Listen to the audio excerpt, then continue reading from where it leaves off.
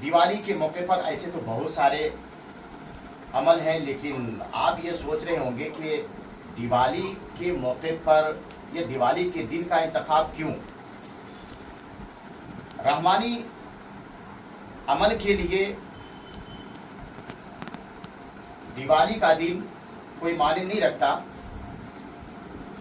बल्कि हमारे लिए इसके मुतबादिल अगर कोई पावरफुल दिन है, रात है, तो है शब बारात, जिस मौके पर एक ही रात में बड़ी ही बर्द रफ्तारी से बहुत बड़े बड़े अमल किए जा सकते हैं। और उसके बाद जो है शब आशूरा, ऐसे कुछ रातें हैं, नूरानी रातें हैं, जिसमें हम भी कर सकते हैं। ऐसा नहीं कि दिवाली के मौके पर जादूगरों के लिए तो अमल को तक़वियत देने के लिए दिवाली है, हमारे लिए क्या है, रहमानी और कुरानी अमल करने वाले आमिलीन के लिए क्या है। तो मैं उनको बताता चलूँ कि हमारे लिए यानी कुरानी आमिलीन और रहमानी आमिलीन के लिए बेहतर दिन शब आशूरा है, शब बारात है, शब मिराज है, और ऐसे मुक़द्दस रातें हैं। बहरहाल दिवाली में जो अमास आता है, यानी कि चांद की 28वीं तारीख, जिसको अमास के नाम से मौसूम करते हैं और अमास के नाम से हम जानते हैं। बहरहाल अमास की रात के बारे में उलमाए कराम की ज़ुबानी भी आपने सुना होगा, और हमने भी इस पर कई बार गुफ्तगू किया है। और दिवाली जो कल 31 तारीख को है, अमास भी है और दिवाली भी है।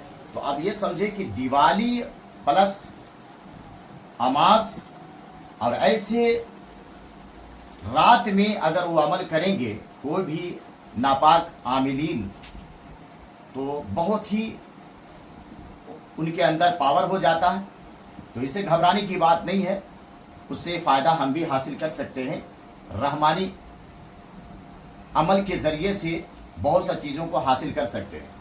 जैसे कि अगर आपके पास कोई भूत, शैतान, जिन जिन्नात, खबीस, चुड़ैल, काली चुड़ैल, उम्म सिबियान, देवपरी, इफरीत, सिंदूरी, मसान या डायन, ओझा, शेख सद्दू या भानामती या अरवाह खबीसा का कुछ भी मामलात हो या हमजाद हो, आप कुरानी अमल से, रहमानी इल्म से उसको गिरफ्त करके और उसको गिरफ्तार करके उसको अपने ताबे में लेकर के या उसे मानूस करके आप अच्छे और बुरे काम का इस्तेमाल कर सकते हैं, अच्छे बुरे काम उससे ले सकते हैं। तो इसी तरह से दिवाली के मौके पर बहुत सारे ऐसे आमाल हैं, बहुत सारे ऐसे अमल हैं, लेकिन जादूगरों के लिए है, वो शमशान में जाके करते हैं, हम कब्रिस्तान में जाके करना। आपको बताता चलूं कि शमशान में जाकर के वो लोग क्या करते हैं और किस तरह से और क्या हासिल करते हैं। शमशान में जाकर के वो लोग बरहना होकर के और चंद चीज़ें ले करके शमशान में जाते हैं और उसके बाद वो अमल करते हैं। उनके चीज़ों को अगर हम वाज़े तौर पर अगर हम बता दें तो आप लोगों को देखने में या सुनने में अजीब सा महसूस होगा। मैं सिर्फ आज अपने अमल की बात करेंगे कि हमें क्या करना चाहिए। रहमानी अमल के ज़रिए से, कुरानी अमल के ज़रिए से मसान को कैसे हासिल किया जाए। सबसे पहले मसान के जो लग़वी माने हैं वो मैं आपको बताता चलूँ। मसान का मतलब मरघट, मसान का मतलब वो जगह जहाँ पे मुर्दे जलाए जा रहे हों, मसान का मतलब शमशान, मसान का मतलब बड़े वसी और अरीज है। और इसी तरह से मसान एक अरवाह का भी नाम है, एक रूह का भी नाम है, बदरूह। जैसे कि आप आमतौर पर ये सुने होंगे कि सिर्फ जिन हो, जहाँ से आवाज़ आ रही है उनको आप माइक बंद कर दीजिए।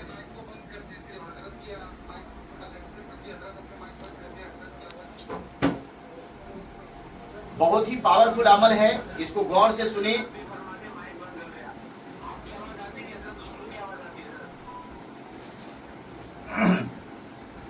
तो बहरहाल अब जो मैं अमल की तरफ आपको ले चल रहा हूं कि अमल क्या करना चाहिए। यानी कल रात ठीक 12 बजे,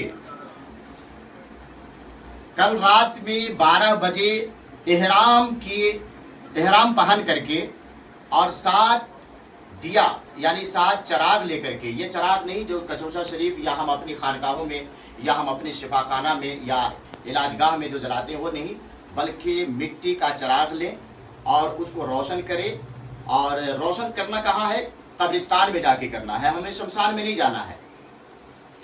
तो कब्रिस्तान में जाएं, एहराम के कपड़े यहाँ से पहनने की कोई ज़रूरत नहीं है, अगर पहन ले सकते हैं, अब माहौल ऐसा है तो आप यहाँ से भी पहन के जा सकते हैं, वरना फिर आप जो है कब्रिस्तान जा करके एक एहराम पहन करके और उसके बाद वहाँ पे 7 दिए का एहतमाम करना है, 7 दिया को रोशन करना है यानी 7 चराग जलाना है। और उसके बाद जो है 7 किस्म का फूल लेना है, जो ताज़ा फूल उसी दिन का डाल से तोड़े हुए फूल हों। और उसके बाद बताशा कुछ लोग जानते होंगे, कुछ लोग नहीं जानते होंगे। साउथ इंडिया के लोग बताशे को बहुत कम लोग जानते हैं, लेकिन शुमाली हिंद के जो उलमा हैं और जो लोग जुड़े हुए हैं, अल्हम्दुलिल्लाह बताशे बोले तो उनके मुंह में पानी आ जाता और हमें ज़्यादा बोलने की ज़रूरत नहीं है। बताशे ये पुराने ज़माने में बताशे का बहुत ज़्यादा इस्तेमाल होता था और बताशे ही मेहमान नवाजी में खूब चलते थे। तो बहरहाल बताशे का दौर अब ख़त्म हो रहा, लेकिन बताशा से काफ़ी मानूस होते हैं। जैसे कि हम और आप जो है chicken biryani, chicken Mughlai, chicken Rashida, chicken Shaheen, chicken चोंचों, चिकन पोपों खा करके और उसका नाम सुन करके मुंह में पानी आ जाता है और काफ़ी हम जो है ना खुश हो जाते, तबीयत खुश हो जाती है सिर्फ नाम से। तो इसी तरह से जो है ना कुछ मुअक्किलीन है, कुछ अजिन्ना है, कुछ ऐसी मखलूक़ात हैं, अलग अलग मखलूक़ात हैं, उनको अलग अलग ग़िज़ा पसंद है और अलग अलग चीज़ पसंद है, अलग अलग उनको खुशबुजात या अतरियात या बखूरात अलग अलग पसंद हैं। तो इस तरह से इसका ख्याल रखना ज़रूरी है। तो बताशा जो है उनको बहुत ज़्यादा पसंद है और बताशा 7 बताशे ले करके और 7 किस्म के फूल ले करके और 7 दिए ले करके एहराम के कपड़े पहन करके वहाँ पे सबसे पहले और एक बकरे का, हलाल बकरे का कलेजी लेना है, उसका टुकड़ा टुकड़ा करना नहीं है। मिट्टी के बर्तन में कलेजी लेना है और लेने के बाद वहाँ पे बहुत ही हिम्मत के साथ ठीक 12 बजे ये अमल करना है। देखिए एक ही रात में बड़े हैरत अंगेज तौर पर आपको जो चीज़ हासिल होने वाली है वो शायद कि आपको 40-40 दिनों की चिल्ला और रियाजत करेंगे तो वो हासिल नहीं होंगे, जो एक दिन में हैरत अंगेज तौर पर हासिल हो सकते हैं। तो बहरहाल कलेजी लेके जाना है, वो भी मिट्टी के गिलास में।